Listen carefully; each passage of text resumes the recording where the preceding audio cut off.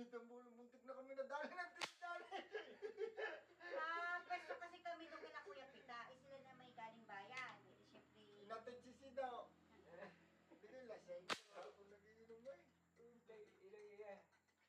Hindi pero, nakabuntit kasi sila sa ulo. Ayun po, may groups na. Pangit lang talaga yung ano. Yung dinis ko rin, i-adjust. Putang na yun makakabangga eh. I-adjust yung Buti kabay. hindi pa siya lasing, no?